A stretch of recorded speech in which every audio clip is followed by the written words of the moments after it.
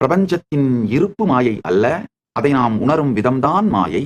பிரபஞ்சத்தின் இருப்பும், அதாவது ஈஸ்வரனின் இருப்பும், ஜெகத்தின் இருப்பும், ஜீவனின் இருப்பும் மூன்றுமே பரமசிவத்திலேயே ஸ்தாபிக்கப்பட்டிருக்கின்றது. ஜீவன் பரமசிவத்தை தவிர வேறொன்று உண்டு என்று நினைக்கும் பொழுதுதான் இந்த மாயை என்கின்ற கருத்து உருவாகின்றது.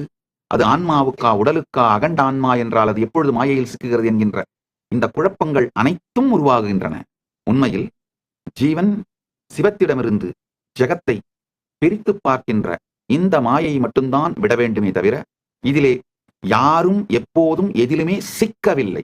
இது ஒரு ஜஸ்ட் ஒரு கன்ஃபியூஷன், ஒரு சாதாரண கன்ஃபியூஷன். அதாவது கயிற்றை இரவு நேரத்திலே பாம்பாக காணும் பொழுது எவ்வாறு ஒரு மனிதன் கலக்கமடைகின்றானோ அதுபோலே சில வினாடிகளுக்கு நாம் பரம்பொருளையே உலகம் என்கின்ற கற்பனையினாலே பார்த்து கலக்கமடைகின்றோம். கலக்கத்திலிருந்து விடுபடுவதே ஞானம்.